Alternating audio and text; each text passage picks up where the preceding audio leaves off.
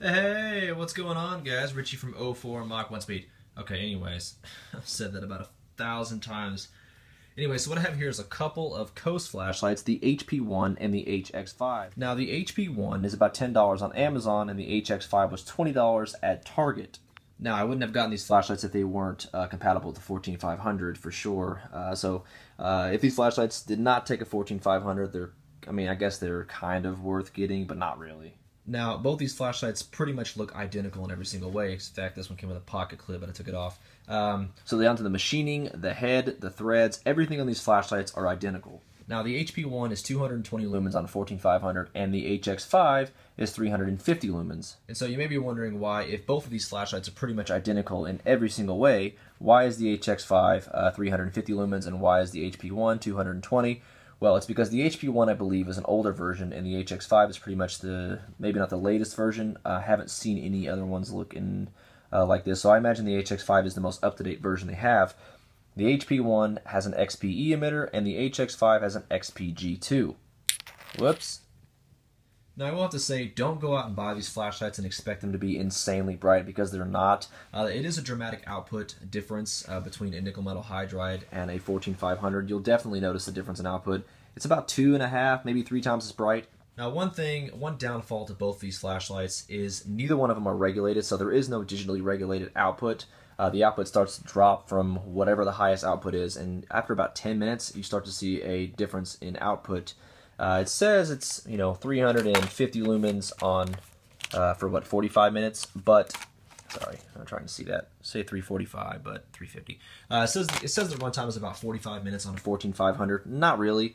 It's not regulated at all. So after about maybe 10 minutes, you definitely start to see an output difference, which kind of sucks. But for $10 and for $20, you can't really have everything. Okay, so this is going to be something that's pretty interesting to me because this is a regular 14500 that I've got. I don't use it that much. I haven't used it. I use it on my JetBeam PA10, but I gave my PA10 to somebody else a long time ago for no reason whatsoever, and I don't really use this that much, so I fully charge it along with the eFest LUC V4, and obviously it's showing 4.2 volts on both of these cells when fully charged. The thing is what I don't seem to understand is I picked this battery up from a local vapor shop, and all they had, of course, was the IMRHD cell. Now, for some strange reason, there's no way that it can be my eyes just messing with me. The IMRHD cell actually jumps the output on the HX5 and the HP1 by just a little bit. Not really that noticeable on the HP1, considering the fact the XPE is pretty much maxed out, but because the XPG2 can handle up to 700 lumens, you definitely see a larger output, increase in output with the high drain device or high drain cell. I imagine because high drain batteries are designed to release larger amounts of energy at any given moment than a regular 14500, but it literally goes from 350 lumens to 450 to 500 lumens. If you've got this flashlight and you've got a high drain battery, then you know exactly what I'm talking about, but for some reason, it seems like the output jumps to nearly 500 lumens on this battery. And the reason I know that is because it gets hotter a lot faster with this battery than this one. Alright, so of course I really have no reliable way of testing lumens, but visually I can tell that this is much brighter on this battery than it is with this one.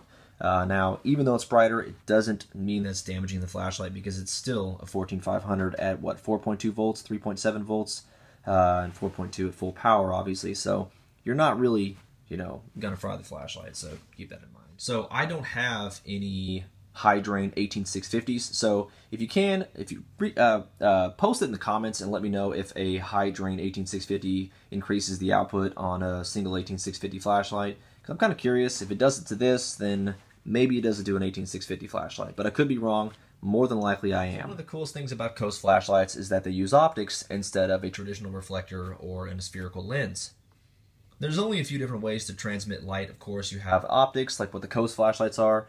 You have the traditional reflector. You have the TIR lens, like what you see on the previous or older Surefire, was it UB3T Invictus or UB3 Invictus?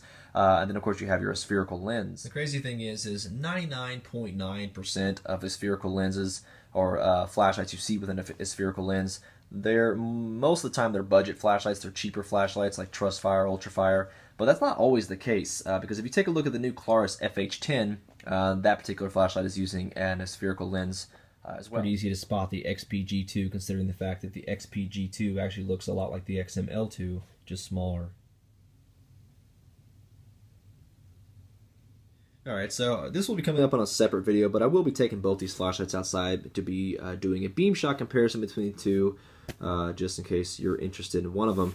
Of course, if you like throw, HP1 is definitely going to be a better choice for you, but overall light, the HX5 is obviously a better flashlight for overall light output. So if you're more into a lumen crazy freak like me and most of you guys, then the HX5 would be your choice, and Target sells that for 20 bucks. So if you've got a Target in your area, which I'm pretty sure you do, then you can go to Target and get it.